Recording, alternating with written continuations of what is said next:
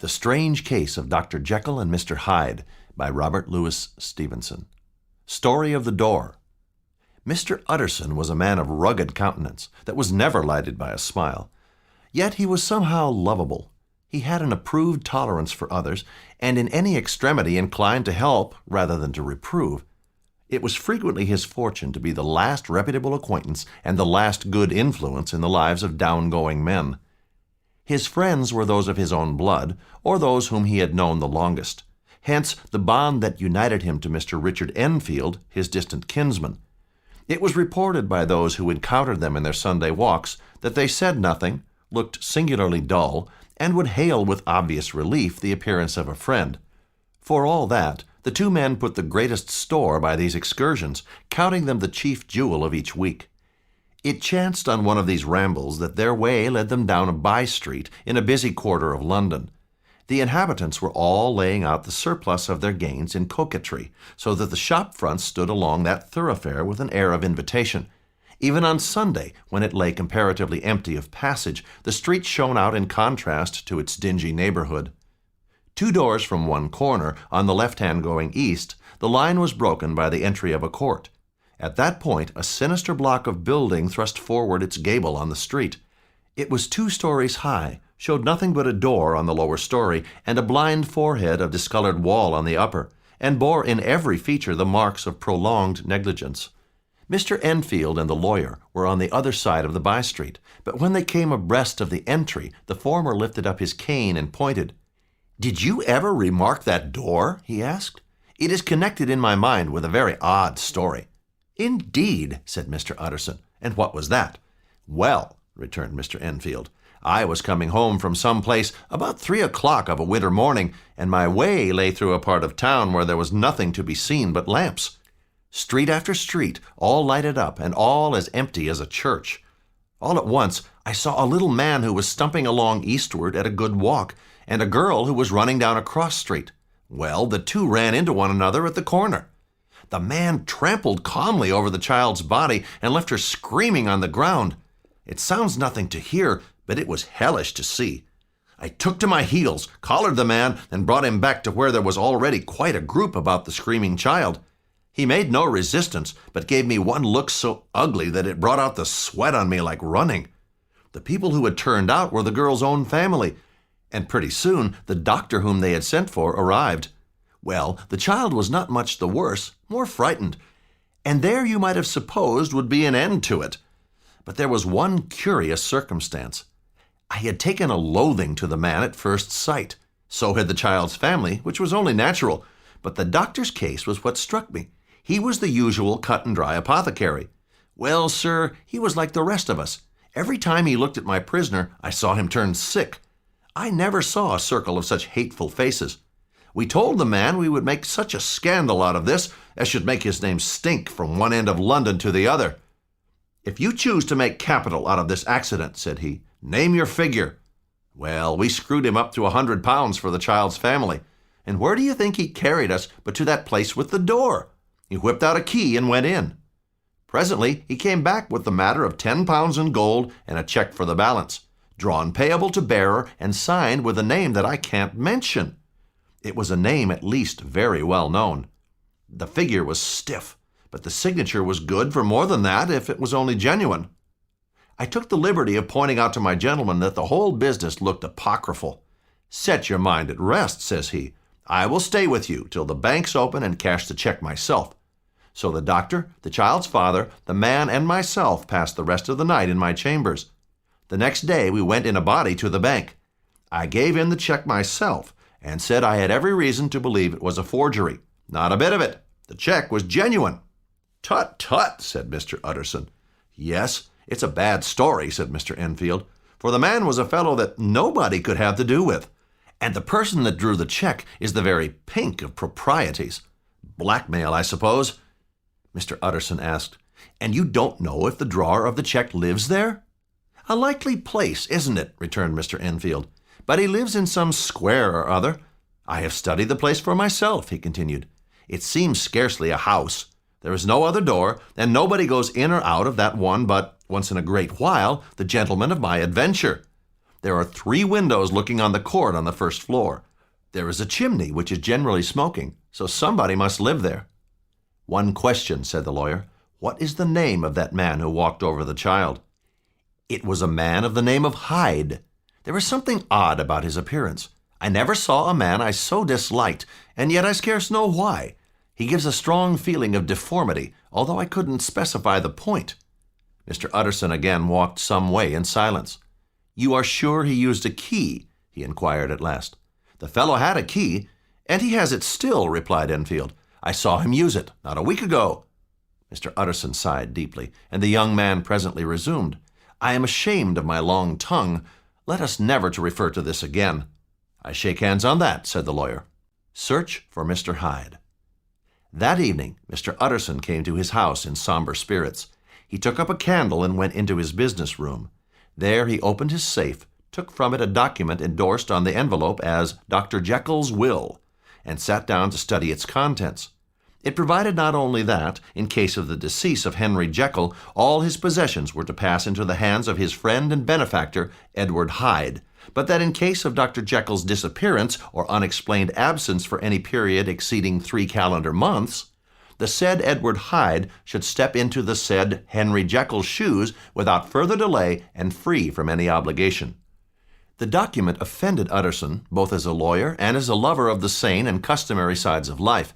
Hitherto, it was his ignorance of Mr. Hyde that had swelled his indignation. Now, by a sudden turn, it was his knowledge. "I thought it was madness," he said, as he replaced the obnoxious paper in the safe, "and now I begin to fear it is disgrace."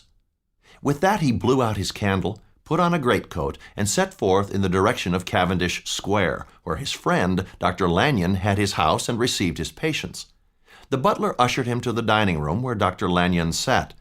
At sight of Mr. Utterson, he sprang up from his chair and welcomed him with both hands. For these two were old friends, both thorough respecters of themselves and of each other. After a little rambling talk, the lawyer led up to the subject. "I suppose, Lanyon," said he, "you and I must be the 2 oldest friends that Henry Jekyll has?" "But I suppose we are," he replied. "And what of that? I see little of him now." "Indeed," said Utterson. "I thought you had a bond of common interest." "We had," was the reply, "but it is more than 10 years since Henry Jekyll became too fanciful for me. He began to go wrong in mind, and though, of course, I continue to take an interest in him, I have seen devilish little of the man." "Did you ever come across a protégé of his, one Hyde?" Utterson asked. "Hyde?" repeated Lanyon. "Never heard of him." That was the amount of information that the lawyer carried back with him to his bed, on which he tossed all night. 6 o'clock struck on the bells of the church, and still he was digging at the problem. Hitherto it had touched him on the intellectual side alone, but now his imagination also was engaged. And as he lay in the darkness, Mr. Enfield's tale went before his mind in a scroll of lighted pictures. There sprang up in the lawyer's mind a singularly strong, almost an inordinate curiosity to behold the features of Mr. Hyde. If he could but once set eyes on him, he thought the mystery would lighten and perhaps roll altogether away. He might see a reason for his friend's strange bondage and even for the startling clause of the will. At least it would be a face worth seeing, a face that had but to show itself to raise up in the mind of Enfield a spirit of hatred. From that time forward, Mr. Utterson began to haunt the door in the by-street of shops. By all lights and at all hours of solitude or concourse, the lawyer was to be found on his chosen post. "If he be Mr. Hyde," he had thought, "I shall be Mr. Seek." At last his patience was rewarded. On a fine dry night, frost in the air, the lamps drawing a regular pattern of light and shadow. The shops were closed. The by-street was very solitary and silent. Mr. Utterson had been some minutes at his post when he was aware of an odd footstep drawing near. It was with a strong superstitious prevision of success that he withdrew into the entry of the court. The steps drew swiftly nearer and swelled out suddenly louder as they turned the end of the street. The lawyer, looking forth from the entry, could soon see what manner of man he had to deal with. He was small and plainly dressed, and the look of him went somehow strongly against the watcher's inclination. He made straight for the door, and as he came he drew a key from his pocket. Mr. Utterson stepped out and touched him on the shoulder as he passed. "Mr. Hyde, I think?" Hyde shrank back with a hiss. Though he did not look the lawyer in the face, he answered coolly enough, "That is my name. What do you want?" "I am an old friend of Dr. Jekyll's, Mr. Utterson of Gaunt Street, and meeting you so conveniently, I thought you might admit me." "You will not find Dr. Jekyll. He is from home," replied Mr. Hyde, and then suddenly, but still without looking up, "How did you know me?" "On your side," said Mr. Utterson, "will you do me a favor?" "What shall it be?" replied the other. "Will you let me see your face?" asked the lawyer. Mr. Hyde fronted about with an air of defiance, and the pair stared at each other fixedly. "Now I shall know you again," said Mr. Utterson. "Yes," returned Mr. Hyde. "It is as well we have met, and I propose you should have my address." And he gave a number of a street in Soho. "Good God," thought Mr. Utterson, "can he too have been thinking of the will?" "And now," said the other, "how did you know me?" "By description," was the reply. "Whose description?" "We have common friends," said Mr. Utterson. "Common friends?" echoed Mr. Hyde. "Who are they?" "Jekyll, for instance," said the lawyer. "He never told you," cried Mr. Hyde. "I did not think you would have lied." "Come," said Mr. Utterson, "that is not fitting language." The other snarled aloud into a savage laugh, and the next moment he had unlocked the door and disappeared into the house. The lawyer stood a while when Mr. Hyde had left him. Then he began toward home. The problem he was debating as he walked was one of a class that is rarely solved. Mr. Hyde was pale and dwarfish. He gave an impression of deformity without any nameable malformation. He had borne himself to the lawyer with a sort of murderous mixture of timidity and boldness, and he spoke with a husky, whispering voice. Still, all of these together could explain the unknown disgust, loathing, and fear with which Mr. Utterson regarded him. Round the corner from the by-street there was a square of ancient, handsome houses. At one of these Mr. Utterson stopped and knocked. A well-dressed, elderly servant opened the door. "Is Dr. Jekyll at home, Poole?" asked the lawyer. "I will see, Mr. Utterson," said Poole, admitting the visitor into a large hall. "Will you wait here by the fire, sir?" "Thank you," said the lawyer. This hall was a pet fancy of his friend, the doctor's, and Utterson himself was wont to speak of it as the pleasantest room in London. But tonight the face of Hyde sat heavy on his memory. He seemed to read a menace in the flickering of the firelight. He was ashamed of his relief when Poole returned to announce that Dr. Jekyll was gone out. "I saw Mr. Hyde go in by the old dissecting-room door, Poole," he said. "Is that right when Dr. Jekyll is from home?" "Quite right, Mr. Utterson," replied the servant. "Mr. Hyde has a key."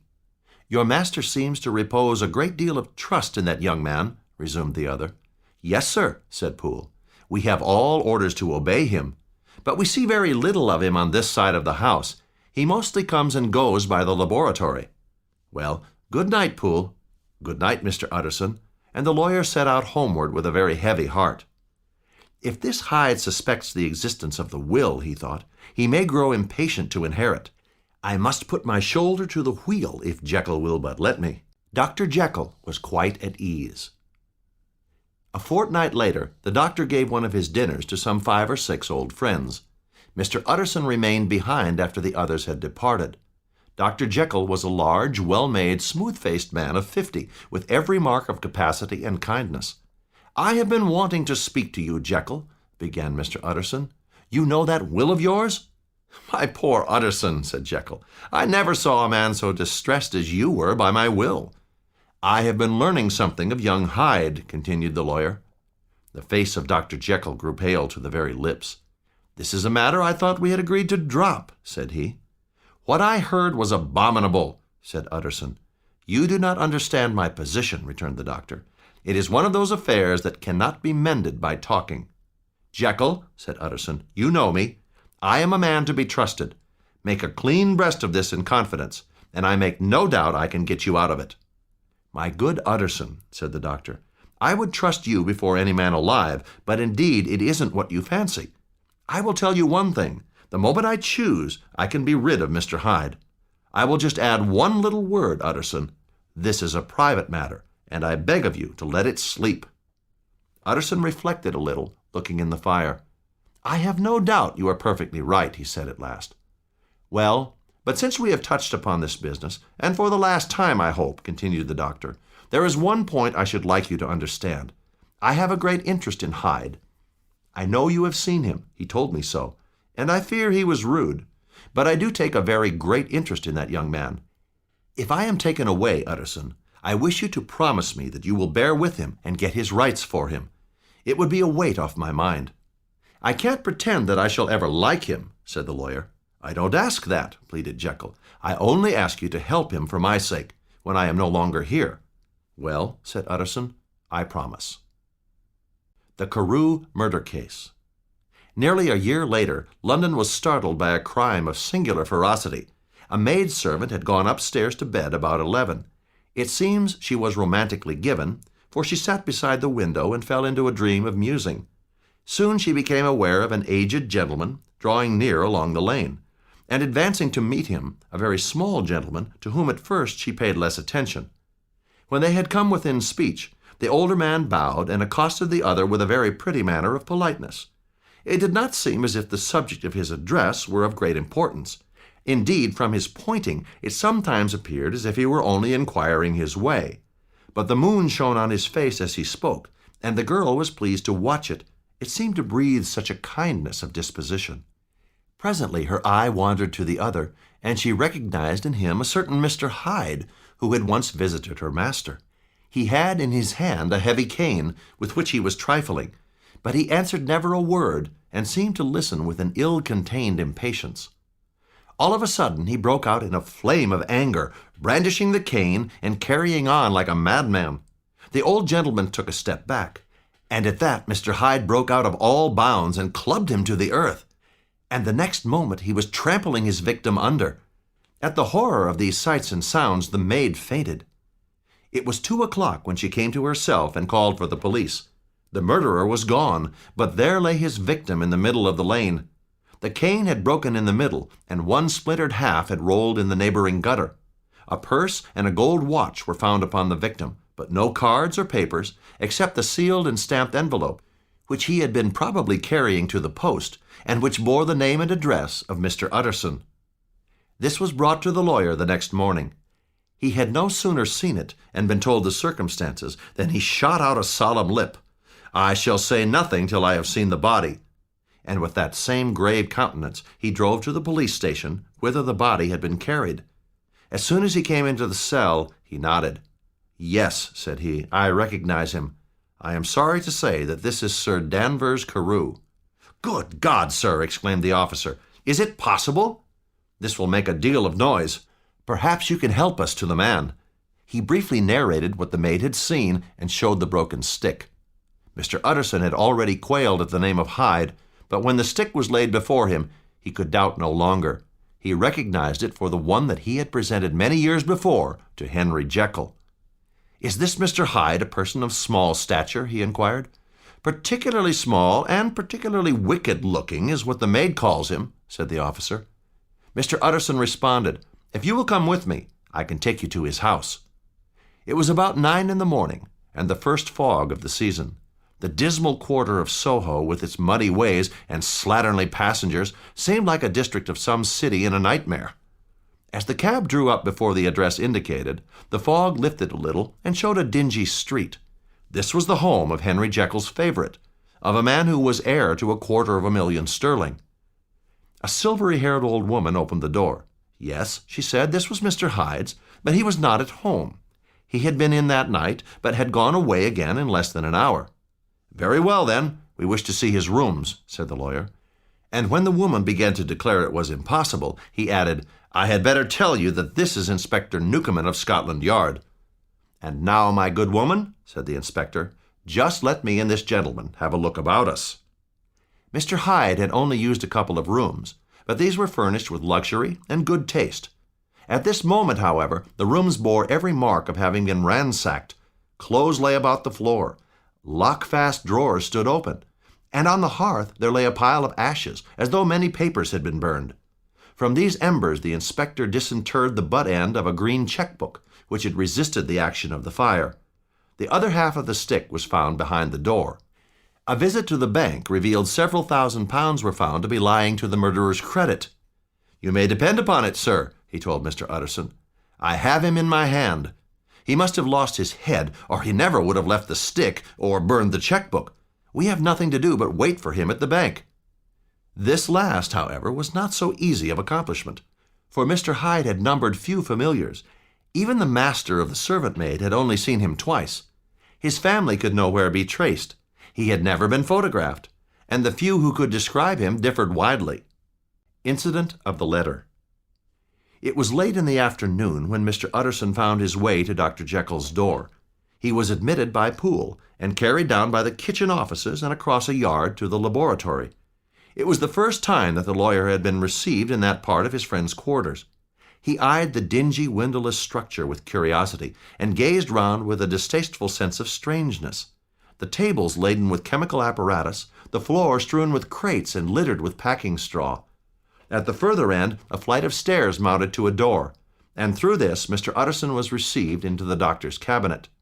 It was a large room, fitted round with glass presses, furnished, among other things, with a cheval glass and a business table, and looking out upon the court by 3 dusty windows barred with iron.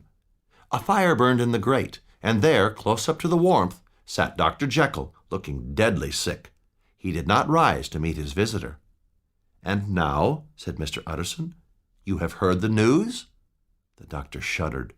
"They were crying it in the square," he said. "I heard them in my dining room." "One word," said the lawyer. "Carew was my client, but so are you, and I want to know what I am doing. You have not been mad enough to hide this fellow." "Utterson," cried the doctor, "I bind my honor to you that I am done with him in this world, and indeed he does not want my help. You do not know him as I do. He is safe, but he will never more be heard of." The lawyer replied gloomily, "For your sake, I hope you may be right. If it came to a trial, your name might appear." "I am quite sure of him," replied Jekyll. "I have grounds for certainty that I cannot share with anyone. But there is one thing. I have received a letter, and I am at a loss whether I should show it to the police. I should like to leave it in your hands, Utterson. You would judge wisely." "You fear, I suppose, that it might lead to his detection?" asked the lawyer. "No," said the other. "I cannot say that I care what becomes of Hyde. I was thinking of my own character, which this hateful business has rather exposed." Utterson ruminated a while. "Well," said he at last, "let me see the letter." The letter was written in an odd, upright hand and signed Edward Hyde, and it signified that the writer's benefactor, Dr. Jekyll, whom he had long so unworthily repaid for 1,000 generosities, need labor under no alarm for his safety, as he had means of escape on which he placed a sure dependence. The lawyer liked this letter well enough. It put a better color on the intimacy that he had looked for, and he blamed himself for some of his past suspicions. "Have you the envelope?" he asked. "I burned it," replied Jekyll, "before I thought what I was about. But it bore no postmark. The note was handed in today." "Shall I keep this and sleep upon it?" asked Utterson. "I wish you to judge for me entirely," was the reply. "Well, I shall consider," returned the lawyer. "And now one word more. It was Hyde who dictated the terms in your will about that disappearance?" The doctor shut his mouth tight and nodded. "I knew it," said Utterson. "He meant to murder you. You have had a fine escape." On his way out, Utterson stopped and had a word or two with Poole. "By the by," said he, "there was a letter handed in today. What was the messenger like?" But Poole was positive nothing had come except by post. This news set off the visitor with his fears renewed. Plainly the letter had come by the laboratory door. Possibly, indeed, it had been written in the cabinet. And if that were so, it must be differently judged and handled with more caution. Presently after, he sat on one side of his own hearth, with Mr. Guest, his head clerk, upon the other. There was no man from whom he kept fewer secrets than he. Guest had often been on business to the doctor's. He knew Poole. He could scarce have failed to hear of Mr. Hyde's familiarity about the house. The clerk, besides, was a man of counsel. He would scarce read so strange a document without dropping a remark, and by that remark Mr. Utterson might shape his future course. "This is a sad business about Sir Danvers," he said. "Yes, sir, indeed," returned Guest. "The man, of course, was mad." "I should like to hear your views on that," replied Utterson. "I have a document here in his handwriting. It is between ourselves, for I scarce know what to do about it." Guest's eyes brightened, and he sat down and studied it. "No, sir," he said, "not mad, but it is an odd hand." Just then the servant entered with a note. "Is that from Dr. Jekyll, sir?" inquired the clerk. "I thought I knew the writing. Anything private, Mr. Utterson?" "Only an invitation to dinner." "Why? Do you want to see it?" "One moment. I thank you, sir." And the clerk compared their contents. "Thank you, sir," he said at last. "Why did you compare them?" he inquired. "Well, sir," returned the clerk, "there's a rather singular resemblance. The two hands are in many points identical, only differently sloped." "Rather quaint," said Utterson. "I wouldn't speak of this note." "I understand," said the clerk. That night Utterson locked the note into his safe. "What?" he thought. "Henry Jekyll forged for a murderer?" Remarkable His incident blood ran Dr. cold Lanyon. in his veins. Time ran on. Thousands of pounds were offered in reward, for the death of Sir Danvers was resented as a public injury.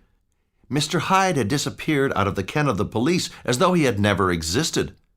Much of his past was unearthed, indeed, and all disreputable. Mr. Utterson began to recover from the hotness of his alarm and to grow more at quiet with himself. Dr. Jekyll came out of his seclusion, renewed relations with his friends, became once more their familiar guest and entertainer. His face seemed to open and brighten, and for more than 2 months the doctor was at peace. On the 8th of January, Utterson had dined at the doctor's with a small party. Lanyon had been there. But on the 12th, and again on the 14th, the door was shut against the lawyer. On the 15th he tried again and was again refused. And having now been used for the last 2 months to see his friend almost daily, he found this return of solitude to weigh upon his spirits. The 5th night he had in Mr. Guest to dine with him, and the 6th he betook himself to Dr. Lanyon's. When he came in, he was shocked at the change which had taken place in the doctor's appearance. The rosy man had grown pale. His flesh had fallen away, and he had a look in the eye and quality of manner that seemed to testify to some deep-seated terror of the mind. When Utterson remarked on his ill looks, it was with an air of greatness that Lanyon declared himself a doomed man. "I have had a shock," he said, "and I shall never recover. It is a question of weeks." "Jekyll is ill too," observed Utterson. "Have you seen him?" But Lanyon's face changed, and he held up a trembling hand. "I wish to see or hear no more of Dr. Jekyll," he said. "I beg that you will spare me any allusion to one whom I regard as dead. Some day, Utterson, you may come to learn the right and wrong of this, but I cannot tell you." As soon as he got home, Utterson sat down and wrote to Jekyll, complaining of his exclusion from the house and asking the cause of this break with Lanyon. And the next day brought him a long answer. "I do not blame our old friend," Jekyll wrote, "but I share his view that we must never meet. I mean from henceforth to lead a life of extreme seclusion. I have brought on myself a punishment and a danger that I cannot name. You can do but one thing, Utterson, to lighten this destiny, and that is to respect my silence." Utterson was amazed. In a moment, friendship and peace of mind and the whole tenor of his life were wrecked. So great and unprepared a change pointed to madness. But in view of Lanyon's manner and words, there must lie for it some deeper ground. A week afterwards, Dr. Lanyon took to his bed, and in less than a fortnight he was dead. The night after the funeral, Utterson locked the door of his business room, and sitting there by the light of a melancholy candle, drew out and set before him an envelope addressed by the hand and sealed with the seal of his dead friend. It read, "Private, for the hands of G.J. Utterson alone, and in case of his predecease to be destroyed unread." So it was emphatically superscribed. Within the envelope there was another enclosure, likewise sealed and marked upon the cover as "Not to be opened till the death or disappearance of Dr. Henry Jekyll." Utterson could not trust his eyes. Yes, it was disappearance here again, as in the mad will which he had long ago restored to its author. Here again were the idea of a disappearance and the name of Henry Jekyll bracketed. But in the will, that idea had sprung from the sinister suggestion of a purpose all too plain and horrible. Written by the hand of Lanyon, what should it mean? A great curiosity came on the trustee to disregard the prohibition and dive at once to the bottom of these mysteries. But professional honor and faith to his dead friend were stringent obligations, and the packet slept in the inmost corner of his private safe. It is one thing to mortify curiosity, another to conquer it, and it may be doubted if, from that day forth, Utterson desired the society of his surviving friend with the same eagerness. He thought of him kindly, but his thoughts were disquieted and fearful. He went to call, indeed, but he was perhaps to be denied admittance. Perhaps, in his heart, he preferred to speak with Poole upon the doorstep. The doctor, it appeared, now more than ever confined himself to the cabinet over the laboratory. He was out of spirits. He had grown very silent. He did not read. Utterson became so used to the unvarying character of these reports from Poole that he fell off little by little in the frequency of his visits. It chanced on Sunday, when Mr. Utterson was on his usual walk with Mr. Enfield, that their way lay once again through the by-street, and that when they came in front of the door, both stopped to gaze on it. "Well," said Enfield, "that story's at an end at least. We shall never see more of Mr. Hyde." "I hope not," said Utterson. "Did I ever tell you that I once saw him and shared your feeling of repulsion?" "It was impossible to do the one without the other," returned Enfield. "And by the way, I had not known that this was a back way to Dr. Jekyll's." "So you found it out, did you?" said Utterson. "But if that be so, we may step into the court and take a look at the windows. To tell you the truth, I am uneasy about poor Jekyll, and even outside I feel as if the presence of a friend might do him good." The court was very cool and a little damp. The middle one of the three windows was halfway open, and sitting close beside it, Utterson saw Dr. Jekyll. "Jekyll!" he cried. "I trust you are better." "I am very low, Utterson," replied the doctor. "It will not last long." "You stay too much indoors," said the lawyer. "You should be out, whipping up the circulation like Mr. Enfield and me. Come now, get your hat and take a quick turn with us." "You are very good," sighed the other. "I should like to very much, but it is quite impossible. I would ask you and Mr. Enfield up, but the place is really not fit." "Why then," said the lawyer, "the best thing we can do is to stay down here and speak with you from where we are." "That is just what I was about to propose," returned the doctor with a smile. But the words were hardly uttered before the smile was struck out of his face and succeeded by an expression of such abject terror and despair as froze the very blood of the two gentlemen below. They saw it but for a glimpse, for the window was instantly thrust down. But that glimpse had been sufficient, and they turned and left the court without a word. In silence they traversed the by-street, and it was not until they had come into a neighboring thoroughfare that Mr. Utterson at last turned and looked at his companion. They were both pale, and there was an answering horror in their eyes. "God forgive us! God forgive us!" said Mr. Utterson. Mr. Enfield only nodded his head very seriously and walked on once more in silence. Mr. Utterson was sitting by his fireplace one evening after dinner when he was surprised to receive a visit from Poole. "Bless me, Poole, what brings you here?" he cried. "Mr. Utterson," said the man, "there is something wrong." "Take a seat," said the lawyer. "Now, take your time." "You know the doctor's ways, sir," replied Poole, "and how he shuts himself up. Well, he's shut up again in the cabinet, and I don't like it. Mr. Utterson, I'm afraid, and I can bear it no more." "What are you afraid of?" "I think there's been foul play," said Poole. "Foul play!" cried the lawyer. "What foul play? What do you mean?" "I daren't say, sir," was the answer. "But will you come along with me and see for yourself?" Mr. Utterson's only answer was to rise and get his hat and greatcoat. It was a wild, cold night of March. The wind made talking difficult and flecked the blood into the face. The square was full of wind and dust, and the thin trees in the garden were lashing themselves along the railing. Poole took off his hat and mopped his brow with a red pocket handkerchief. These were not the dews of exertion that he wiped away, but the moisture of some strangling anguish. "Well, sir," he said, "here we are." Thereupon the servant knocked in a very guarded manner. The door was opened on the chain, and a voice asked from within, "Is that you, Poole?" "It's all right," said Poole. "Open the door." The hall, when they entered it, was brightly lighted up. The fire was built high, and about the hearth the whole of the servants, men and women, stood huddled together like a flock of sheep. At the sight of Mr. Utterson, the housemaid broke into hysterical whimpering, and the cook, crying out, "Bless God, it's Mr. Utterson!" ran forward as if to take him in her arms. "Why are you all here?" said the lawyer. "They're all afraid," said Poole. Blank silence followed, no one protesting. Only the maid lifted up her voice and now wept loudly. "Hold your tongue," Poole said to her, with a ferocity of accent that testified to his own jangled nerves. "Now, sir," said the butler, "you come as gently as you can. I want you to hear, and I don't want you to be heard. And see here, sir, if by any chance he was to ask you in, don't go." Mr. Utterson's nerves at this unlooked-for termination gave a jerk that nearly threw him from his balance.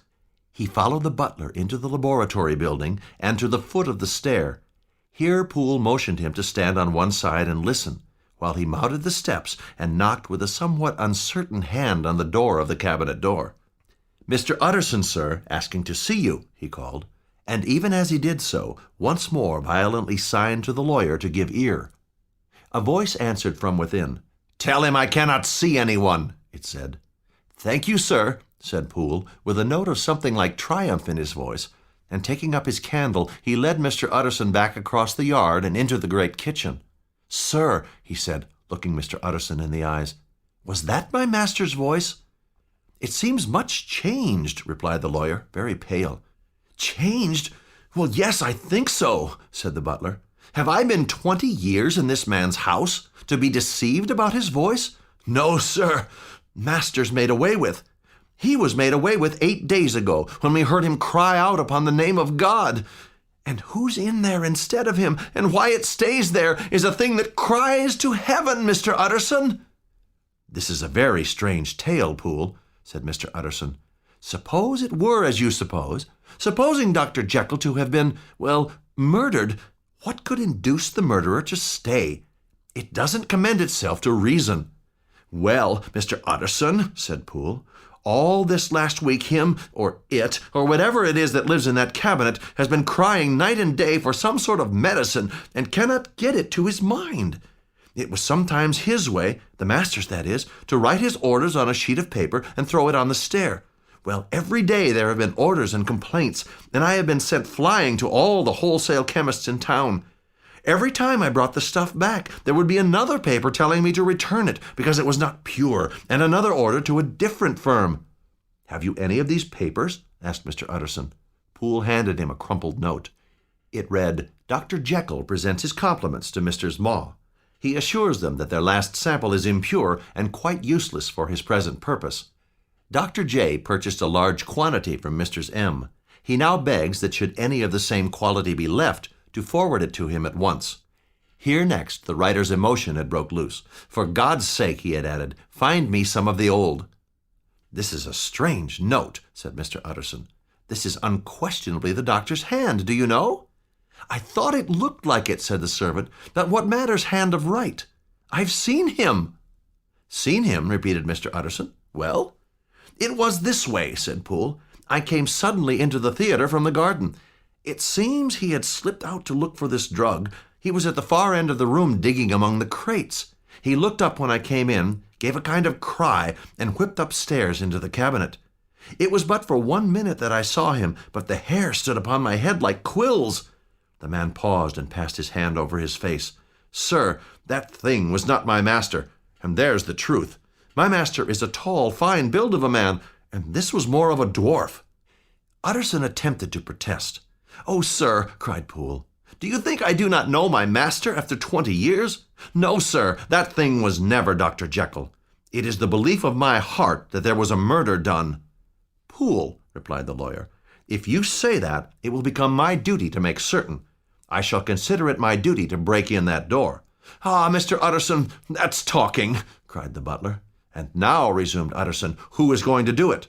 "Why, you and me," was the reply. "That's very well said," returned the lawyer. "There is an axe in the theater," continued Poole, "and you might take the kitchen poker for yourself." The lawyer took that instrument into his hand. "Do you know, Poole," he said, "that you and I are about to place ourselves in a position of some peril?" "You may say so, sir, indeed," returned the butler. "It is well, then, that we should be frank," said the other. "This masked figure that you saw, did you recognize it? If you mean, was it Mr. Hyde? Why, yes, I think it was. Who else could have got in by the laboratory door? At the time of the murder, he had still the key. I don't know, Mr. Utterson, if ever you met this Mr. Hyde?" "Yes," said the lawyer, "I once spoke with him." "Then you must know that there was something about that gentleman, I don't know rightly how to say it beyond this, that you felt it in your marrow kind of cold and thin." "I own I felt something of what you describe," said Mr. Utterson. "Quite so, sir," returned Poole. Well, when that masked thing jumped from among the chemicals and whipped into the cabinet, it went down my spine like ice. My fears incline to the same point. Truly, I believe poor Henry is killed, and I believe his murderer is still lurking in his victim's room. Well, let our name be Vengeance." Poole disinterred the axe from under a stack of packing straw. It was now quite dark, and the wind tossed the light of the candle to and fro about their steps. The candle was set upon the nearest table to light them to the attack. "Jekyll!" cried Utterson, "I demand to see you." He paused a moment, but there came no reply. "I must see you," he resumed. "If not of your consent, then by brute force." "Utterson," said the voice, "for God's sake have mercy." "Ah, that's not Jekyll's voice, it's Hyde's," cried Utterson. "Down with the door, Poole!" Poole swung the axe. The blow shook the building, and the door leaped against the hinges. A screech of terror rang from the cabinet.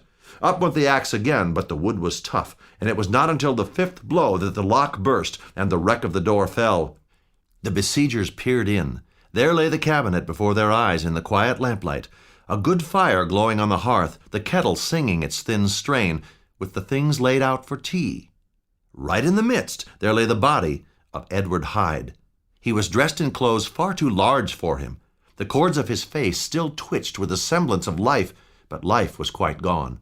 And by the crushed file in the hand and the strong smell of kernels upon the air, Utterson knew that he was looking on the body of a self-destroyer.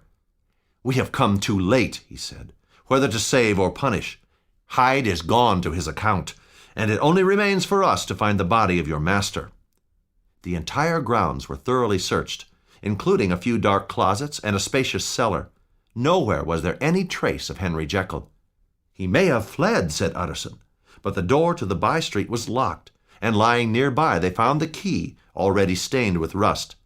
"It is broken," observed Poole, "much as if a man had stamped on it." "Aye," continued Utterson, "and the fractures too are rusty. This is beyond me, Poole.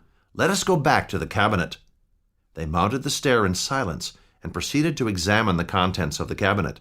At one table there were traces of chemical work, various measured heaps of some white salt being laid on glass saucers. "That is the same drug that I was always bringing him," said Poole.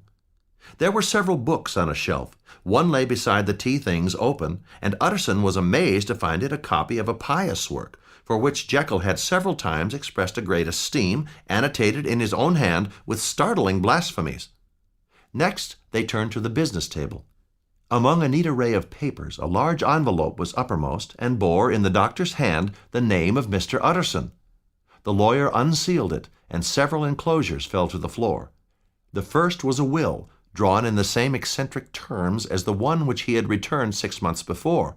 But, in place of the name of Edward Hyde, the lawyer, with indescribable amazement, read the name of Gabriel John Utterson. "My head goes round," he said. "He has been all these days in possession. He must have raged to see himself displaced, yet he has not destroyed this document." He caught up the next paper. It was a brief note in the doctor's hand and dated at the top. "Oh, Poole," the lawyer cried, "he was alive and here this day. He cannot have been disposed of in so short a space. He must be still alive." And with that he brought the paper to his eyes and read as follows: "My dear Utterson, when this shall fall into your hands, I shall have disappeared, under what circumstances I cannot foresee. Go then, and first read the narrative which Lanyon warned me he was to place in your hands. And if you care to hear more, turn to the confession of your unworthy and unhappy friend, Henry Jekyll." "There was a third enclosure?" asked Utterson. "Here, sir," said Poole, and gave into his hands a sealed packet. "I would say nothing of this paper. I must go home and read these documents in quiet. But I shall be back before midnight, when we shall send for the police." Utterson trudged back to his office to read the 2 narratives in which this mystery was now to be explained. Dr. Lanyon's narrative. On the 9th of January, I received by the evening delivery a registered envelope, addressed in the hand of my colleague, Henry Jekyll. I was a good deal surprised by this. This is how the letter ran. 10th December. Dear Lanyon, you are one of my oldest friends, and although we may have differed at times on scientific questions, I cannot remember any break in our affection. Lanyon, my life, my honor, my reason are all at your mercy. If you fail me tonight, I am lost. You might suppose that I am going to ask you for something dishonorable to grant. Judge for yourself. I want you to postpone all other engagements for tonight to take a cab and go straight to my house. You will find my butler waiting your arrival with a locksmith. The door of my cabinet is then to be forced, and you are to go in alone. Open the glazed press, letter E, on the left hand, breaking the lock if it be shut, and to draw out with all its contents as they stand the fourth drawer from the top. This drawer I beg of you to carry back with you to Cavendish Square exactly as it stands. You should be back long before midnight. At that time I have to ask you to be alone in your consulting room, to admit into the house a man who will present himself in my name, and to place in his hands the drawer that you will have brought with you from my cabinet. Then you will have played your part and earned my gratitude completely. 5 minutes afterwards, if you insist on an explanation, you will have understood that these arrangements are of capital importance, and that by the neglect of one of them you might have charged your conscience with my death. My heart sinks, and my hand trembles at the bare thought of such a possibility. Serve me, my dear Lanyon, and save your friend, H.J. Upon the reading of this letter, I made sure my colleague was insane. But till that was proved beyond the possibility of doubt, I felt bound to do as he requested. I rose from table, got into a cab, and drove straight to Jekyll's house. The butler was awaiting my arrival. The locksmith came while we were yet speaking, and we moved to the door of Jekyll's private cabinet. The locksmith succeeded in opening the door, and I entered. The press marked E was unlocked, and I took out the drawer, had it filled up with straw, and tied in a sheet, and returned with it to Cavendish Square. 12 o'clock had scarce rung out over London ere the knocker sounded on the door. I went at the summons, and found a small man crouching against the pillars of the portico. "Are you come from Dr. Jekyll?" I asked. He told me yes, by a constrained gesture, and I had bade him enter. I followed him into the bright light of the consulting room. Here I had a chance of clearly seeing him. He was small, as I have said. I was struck besides with the shocking expression on his face, with his remarkable combination of great muscular activity and great apparent debility of constitution, and, last but not least, with the odd, subjective disturbance caused by his neighborhood. This bore some resemblance to incipient rigor, and was accomplished by a marked sinking of the pulse. At the time, I set it down to some personal distaste, but I have since had reason to believe the cause to lie much deeper in the nature of man. This person was dressed in a fashion that would have made an ordinary person laughable. His clothes were enormously too large for him in every measurement, and as there was something abnormal and misbegotten in his very essence, this fresh disparity seemed but to fit in with and to reinforce it. These observations, though they have taken so great a space to be set down in, were yet the work of a few seconds. My visitor was on fire with somber excitement. "Have you got it?" he cried. "Come, sir," said I. "You forget that I have not yet the pleasure of your acquaintance. Be seated, if you please." "I beg your pardon, Dr. Lanyon," he replied. "I come here at the insistence of Dr. Henry Jekyll, on a piece of business of some importance, and I understood—" He paused and put his hand to his throat, and I could see that he was wrestling against the approaches of hysteria. "I understood a drawer." "There it is, sir," said I, pointing to the drawer, where it lay behind a table. At sight of the drawer, he uttered one loud sob of such immense relief that I sat petrified. And the next moment, "Have you a graduated glass?" he asked. I rose from my place and gave him what he asked. He thanked me, measured out a few minims of a red tincture, and added a powder substance. The mixture, which was at first of a reddish hue, began to brighten in color and to throw off small fumes of vapor. Suddenly, the compound changed to a dark purple, which faded again more slowly to a watery green. My visitor smiled, set the glass upon the table, and then turned to me. "And now," said he, "to settle what remains, will you suffer me to take this glass in my hand and to go forth from your house without further parley? Or has curiosity gained command of you? Think before you answer, for it shall be done as you decide." "Sir," said I, "you speak enigmas, but I have gone too far in the way of inexplicable services to pause before I see the end." "It is well," replied my visitor. "Lanyon, you remember your vows. What follows is under the seal of our profession. And now, you who have denied the virtue of transcendental medicine, behold!" He put the glass to his lips and drank at one gulp. A cry followed. He reeled, clutched at the table, and held on, staring with injected eyes, gasping with open mouth, and he seemed to swell. His facial features seemed to melt and alter. The next moment I had leaped back against the wall, my mind submerged in terror. "Oh, God!" I screamed. For there before my eyes, pale and shaken and half fainting, stood Henry Jekyll. What he told me next, I cannot bring my mind to set on paper. I saw what I saw, and my soul sickened at it. My life is shaken to its roots. The deadliest terror sits by me at all hours of the day and night. I feel that I must die. I cannot, even in memory, dwell on it without a start of horror. I will say but one thing, Utterson, and that will be more than enough. The creature who crept into my house that night was, on Jekyll's own confession, known by the name of Hyde.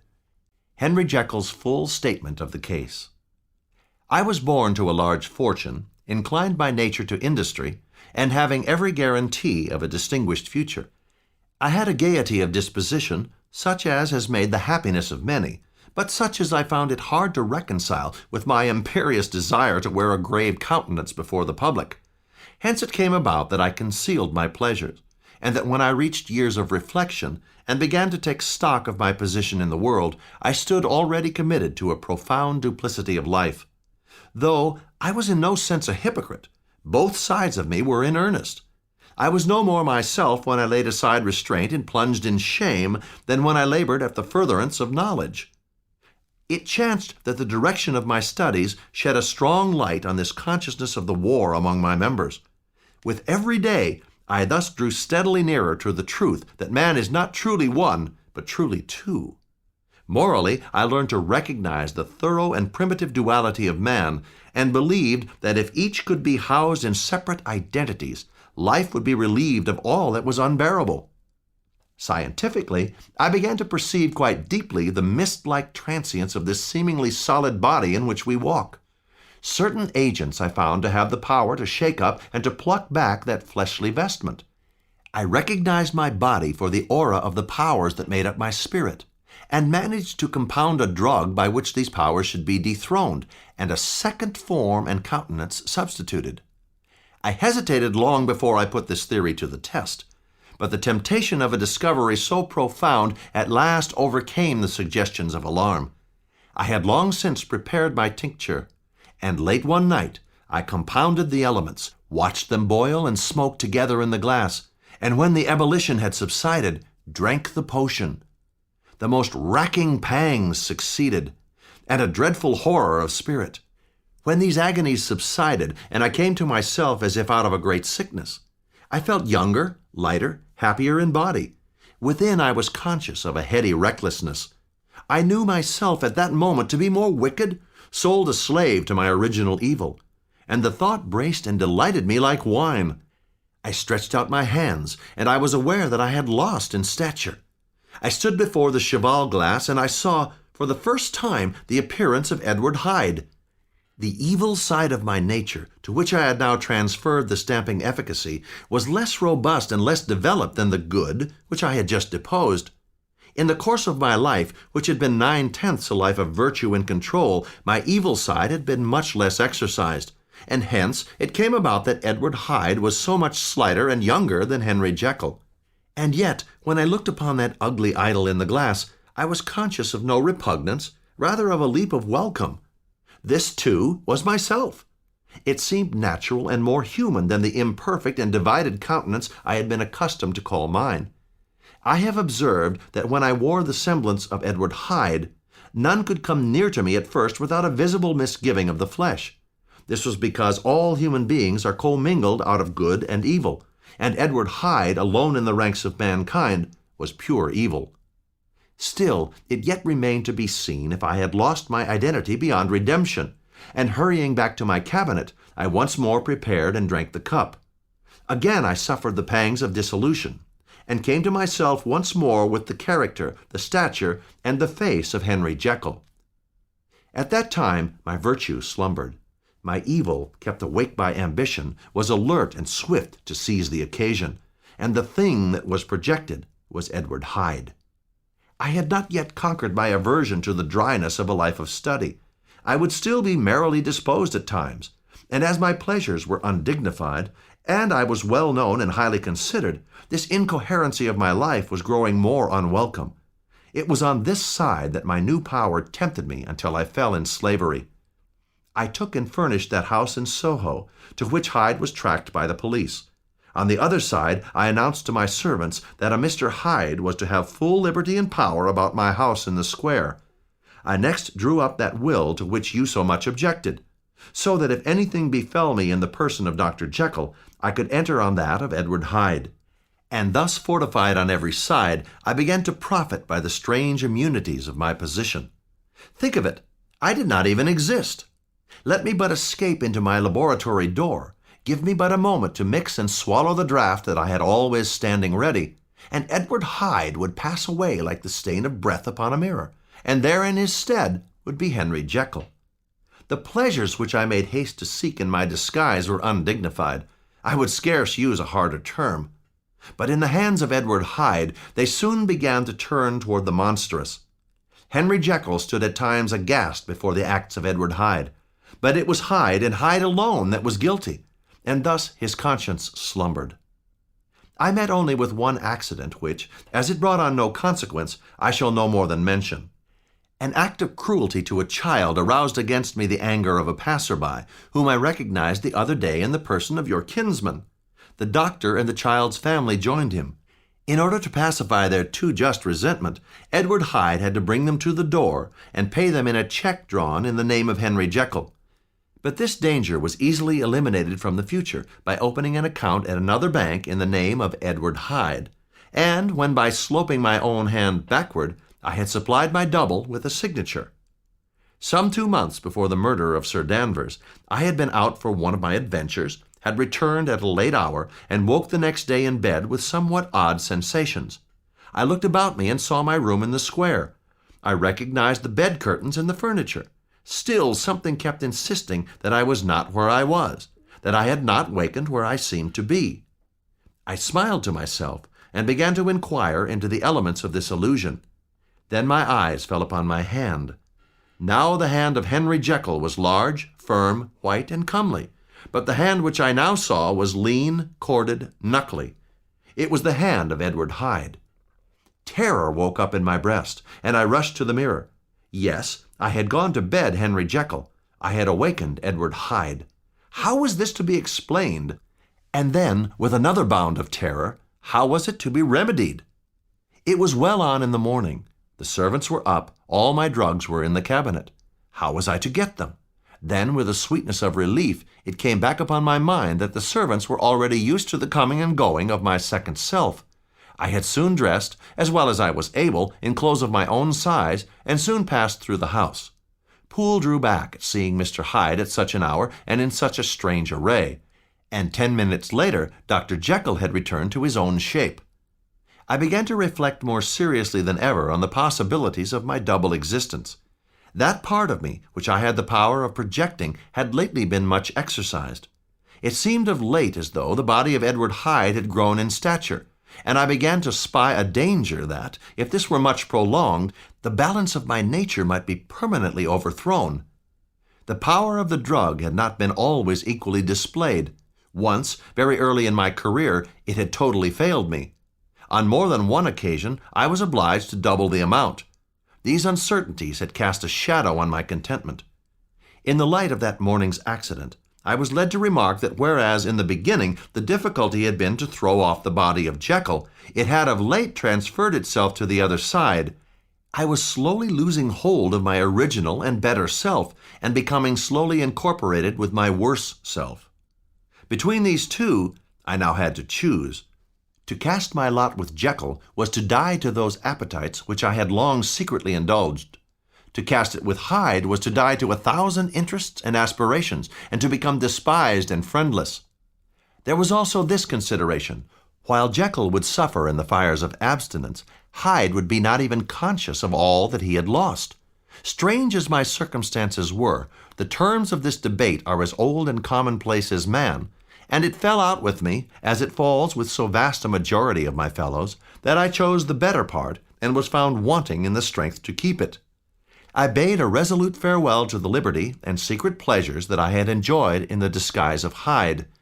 I made this choice perhaps with some unconscious reservation, for I neither gave up the house in Soho nor destroyed the clothes of Edward Hyde. For 2 months I was true to my determination, but time began to obliterate the freshness of my alarm. I began to be tortured with throes and longings, as of Hyde struggling after freedom, and in an hour of moral weakness I once again compounded and swallowed the transforming draught. My devil had been long caged, and he came out roaring. I was conscious of a more unbridled propensity to ill. It must have been this that stirred in my soul that tempest of impatience with which I listened to the civilities of my unhappy victim. No man morally sane could have been guilty of that crime upon so pitiful a provocation. But I had stripped myself of all those balancing instincts by which even the worst of us walk with some degree of steadiness among temptations. Instantly the spirit of hell awoke in me and raged. With the murder complete, the mist dispersed, and I saw my life to be forfeited. I ran to the house in Soho and destroyed my papers. Then I set out through the lamplit streets, hearkening in my wake for the steps of the avenger. Hyde had a song upon his lips as he compounded the draught, and as he drank it, pledged the dead man. The pangs of transformation had not done tearing him before Henry Jekyll returned, with streaming tears of gratitude and remorse. The veil of self-indulgence was rent from head to foot. I sought with tears and prayers to smother down the crowd of hideous images and sounds with which my memory swarmed against me. And still the ugly face of my iniquity stared into my soul. Hyde was thenceforth impossible. I was now confined to the better part of my existence, and oh, how I rejoiced to think it. I locked the door by which I had so often gone and come, and ground the key under my heel. The next day came news of the murder, and the guilt of Hyde was known to the world, and that the victim was a man high in public estimation. It was not only a crime, it had been a tragic folly. I resolved in my future conduct to redeem the past, laboring to relieve the suffering of others, and the days passed quietly, almost happily for myself.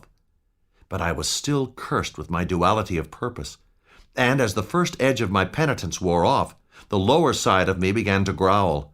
Not that I dreamed of resuscitating Hyde. No, it was in my own person that I was once more tempted to trifle with my conscience, and it was as an ordinary secret sinner that I at last fell before the assaults of temptation. On a clear January day, I sat in the sun on a bench, the animal within me licking the chops of memory, the spiritual side a little drowsed, promising subsequent penitence, but not yet moved to begin. At that moment, a qualm came over me, a horrid nausea, and the most deadly shuddering. These passed away and left me faint, and then I began to be aware of a change in the temper of my thoughts, a greater boldness, a contempt of danger, a solution of the bonds of obligation. I looked down. My clothes hung formlessly on my shrunken limbs. The hand that lay on my knee was corded and hairy. I was once more Edward Hyde. A moment before I had been safe of all men's respect, wealthy, beloved, and now I was the common quarry of mankind, hunted, a known murderer. My reason wavered, but it did not fail me utterly. My drugs were in one of the presses of my cabinet. How was I to reach them? The laboratory door I had closed. If I sought to enter by the house, my own servants would consign me to the gallows. I saw I must employ another hand, and thought of Lanyon. How was he to be reached? How persuaded? Then I remembered that of my original character. One part remained to me. I could write my own hand. And once I had conceived that kindling spark, the way that I must follow became lighted up from end to end. Thereupon I arranged my clothes as best I could, and summoning a passing hansom, drove to a hotel in Portland Street. At the inn, as I entered, I looked about me with so black a countenance as made the attendants tremble. Not a look did they exchange in my presence, but obsequiously took my orders, led me to a private room, and brought me wherewithal to write. Hyde, with a great effort of the will, composed 2 important letters, one to Lanyon and one to Poole. Thenceforward he sat all day over the fire in the private room, sitting alone with his fears, and thence, when the night was fully come, he set forth in the corner of a cab, and was driven to and fro about the streets of the city, And when at last, thinking the driver had begun to grow suspicious, he discharged the cab and ventured on foot into the midst of the nocturnal passengers, he walked fast, hunted by his fears, skulking through the less frequented thoroughfares, counting the minutes that still divided him from midnight. When I came to myself at Lanyon's, a change had come over me. It was no longer the fear of the gallows, it was the horror of being Hyde that racked me. It was partly in a dream that I came home to my own house and got into bed. I awoke in the morning shaken, weakened. I still hated and feared the thought of the brute that slept within me, and I had not forgotten the appalling dangers of the day before. But I was once more at home, in my own house, and close to my drugs. I was stepping across the court after breakfast, when I was seized again with those indescribable sensations that heralded the change, and I had but the time to gain the shelter of my cabinet. It took on this occasion a double dose to recall me to myself. From that day forth, it seemed only by a great effort and only under immediate stimulation of the drug that I was able to wear the countenance of Jekyll. If I slept or even dozed for a moment in my chair, it was always as Hyde that I awakened. Under the strain of this continually impending doom, I became a creature eaten up and emptied by fever, weak both in body and mind. Now, when the virtue of the medicine wore off, I would leap almost without transition into the possession of a body that seemed not strong enough to contain the raging energies of life. The powers of Hyde seemed to have grown with the sickliness of Jekyll, and certainly the hate that now divided them was equal on each side. No one has ever suffered such torments, let that suffice. My punishment might have gone on for years, but for the last calamity which has finally severed me from my own face and nature. My provision of the salt, which had never been renewed since the date of the first experiment, began to run low. I sent out for a fresh supply and mixed the draught. I drank it, but it was without efficiency. I am now persuaded that my first supply was impure, and that it was that unknown impurity which lent efficacy to the draught. I am now finishing this statement under the influence of the last of the old powders. This is the last time that Henry Jekyll can think his own thoughts. Indeed, the doom that is closing on us both has already changed and crushed him. Half an hour from now, when I shall forever re-undo that hated personality, I know how I shall sit shuddering and weeping in my chair.